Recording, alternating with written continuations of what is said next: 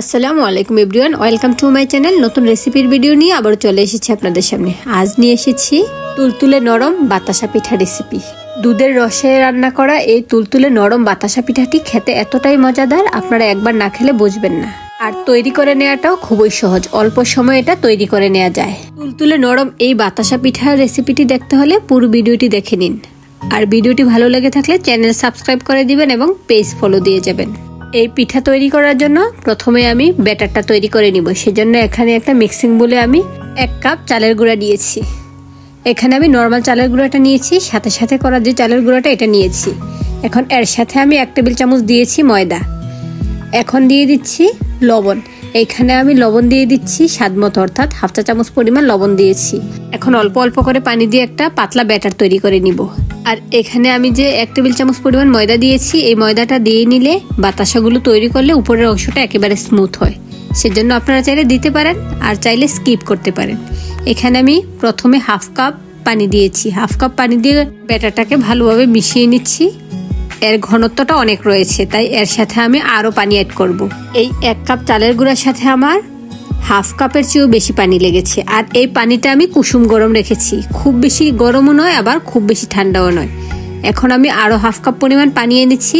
এর থেকে কতটুকু পরিমাণ লাগে আপনারা ভিডিওটা ভালোভাবে দেখলেই বুঝতে পারবেন। দেখুন, এই 1/2 কাপ থেকে আমি 1 টেবিল চামচ পরিমাণ দিয়েছি। এর মধ্যে এই ব্যাটারের ঘনত্বটা পারফেক্ট রয়েছে। দেখুন, খুব বেশি পাতলা নয় আবার একেবারে ঘনও নয়। চালের গুঁড়ার মিক্সারটা আমি এমন ঘনত্বের রেখেছি। এখন আমি চুলায় চলে আসছি, বাতাসাগুলো তৈরি করে নিব। চুলায় একটি প্যান বসিয়ে দিয়েছি। এর মধ্যে আমি প্রথমে একটু তেল দিয়ে নিচ্ছি। তেলটাকে আমি একটা টিস্যুর সাহায্যে মুছে নিচ্ছি। অবশ্যই এই বাতাসাগুলো তৈরি করার জন্য তেল দেওয়ার প্রয়োজন পড়ে না, তবে আমি প্যানটা রেডি করার উদ্দেশ্যে একটু তেল দিয়ে তারপর টিস্যু দিয়ে মুছে নিয়েছি। এখন একটা ছোট চা চামচের সাহায্যে 1 চামচ করে ব্যাটার দিয়ে নিচ্ছি। দেখুন, বাতাসা শেপ হয়েছে। আবার খুব বেশি বড় করা যাবে না, আপনারা চা চামচের সাহায্যে ছোট ছোট করে দিয়ে নেবেন। আর ব্যাটারটা পারফেক্ট হলে বাতাসাগুলো পারফেক্ট হয়, সেজন্য ব্যাটারটা পারফেক্ট তৈরি করবেন। এখন ঢাকনা দিয়ে ঢেকে দিচ্ছি। ঢাকনা দিয়ে ঢেকে অল্প আছে এটাকে 1 মিনিট এভাবে রান্না করছি। এখন স্প্যাচুলা দিয়ে এগুলোকে উল্টে পাল্টে দিচ্ছি। আর চুলাটা অবশ্যই লতে রেখে এই কাজটা করতে হবে। এর মধ্যে এগুলা বানানো হয়ে গিয়েছে, এখন চুলা থেকে তুলে নিচ্ছি। এখন আমি আবারও সেই টিস্যুটা দিয়ে প্যানটাকে মুছে নিচ্ছি। এখন আবার 1 চামচ করে ব্যাটার দিয়ে নিচ্ছি। এই বাতাসাগুলো তৈরি করা খুব বেশি কঠিন কাজ নয়, একেবারেই সহজ। কত সহজে এই বাতাসাগুলো তৈরি করা যাচ্ছে, আর সময়ও বেশি লাগছে না, 1 মিনিটের মধ্যেই তৈরি হয়ে যাচ্ছে। এগুলোকে স্প্যাচুলা দিয়ে উল্টে দিচ্ছি। একই রকম ভাবে সবগুলো বাতাসা আমি তৈরি করে নিয়েছি। এখন এগুলোকে রান্না করার পালা। সেজন্য চুলায় আরেকটি প্যান বসিয়ে দিয়েছি। এর মধ্যে আমি 1/2 কেজি দুধ দিয়ে দিচ্ছি।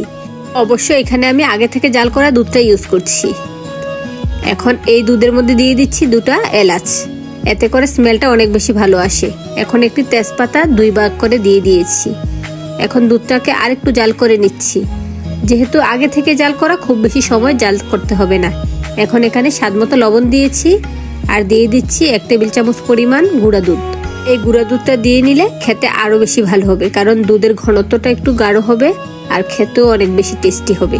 সেজন্য দিয়ে নেওয়ার চেষ্টা করবেন। দুধটাকে অনবরত নেড়ে চেড়ে জাল করে নিচ্ছি।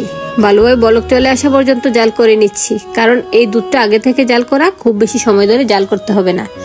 এখন এই দুধের মধ্যে দিয়ে দিচ্ছি চিনি। এখানে 1/3 কাপ পরিমাণ চিনি দিয়ে নিচ্ছি। আপনারা মিষ্টির পরিমাণটা কম খেতে চাইলে এর চেয়ে কম দিবেন, তবে পারফেক্ট মিষ্টি খেতে হলে এখানে 1/3 কাপ পরিমাণ দিয়ে নিবেন। এখানে 1/2 কেজি দুধের সাথে 1/3 কাপ চিনি দিয়েছি। এর মধ্যে ভালোভাবে দুধে বলক চলে আসছে। যদিও দুধটা আগে থেকে জাল করা, তারপরও এখানে আমি ভালোভাবে জাল করে নিয়েছি।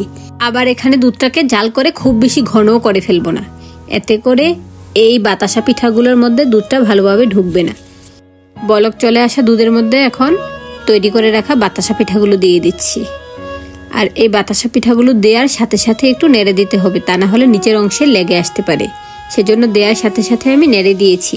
এখন অ্যাড করে দিচ্ছি নারিকেল কোড়া। এখানে আমি ফ্রোজেন নারিকেল কোড়ানোটা দিয়েছি। আপনারা চাইলে সাথে সাথেটা দিয়ে নেবেন, এতে করে টেস্ট আরো বেশি ভালো আসবে। আর যারা খেতে চান না তারা স্কিপ করতে পারেন। এখন আমি নেড়ে চেড়ে এই বাতাসা পিঠাগুলোকে জাল করে নিচ্ছি, যতক্ষণ না পর্যন্ত বাতাসা পিঠাগুলো একেবারে নরম হয়ে আসে। এখন আমি যে আস্ত মশলাগুলো দিয়েছি সেগুলো তুলে নিচ্ছি। এগুলো থেকে যে সেন্ট বের হওয়ার সেটা বের হয়েছে, সেজন্য এখন এগুলোকে তুলে নিচ্ছি। আর দুধে দেওয়ার পর এই বাতাসা পিঠাগুলোকে খুব বেশি সময় জাল করতে হয় না, 5-6 মিনিটের মধ্যে এটা ভালোভাবে সিদ্ধ হয়ে পারফেক্ট হয় এবং নরম তুলতুলে হয়ে যায়। বাতাসা পিঠার এই দুধটা বা রসটা খুব বেশি ঘন করব না, কারণ ঠান্ডা হওয়ার পর এটা জমে যায়, সেজন্য একেবারে পাতলা রাখার চেষ্টা করবেন। দেখুন দুধটা অনেকটাই পাতলা রয়েছে আর এর মধ্যে এই বাতাসাগুলো সিদ্ধ হয়ে এসেছে। এখন এই বাতাসা পিঠাটা আমি চুলা থেকে তুলে নিব, তুলে ঠান্ডা হওয়ার পর আপনাদের জন্য সার্ভ করে নিয়ে আসছি। কিছুটা ঠান্ডা হওয়ার পর আমি বাটিতে করে আপনাদের সামনে নিয়ে আসলাম আর উপর দিয়ে আমি বাদাম কুচি দিয়ে সাজিয়ে নিয়েছি। আপনারা চাইলে এই বাতাসা পিঠার মধ্যে বাদাম কিশমিশ দিয়ে নিতে পারেন, যে যেটা পছন্দ করেন সেটা দিয়ে নিতে পারেন। দেখুন কতটা সফট হয়েছে। আশা করি ভিডিওটি ভালো লেগেছে। আবার চলে আসবো অন্য কোনো নতুন ভিডিও নিয়ে। আল্লাহ হাফেজ, আসসালামু আলাইকুম।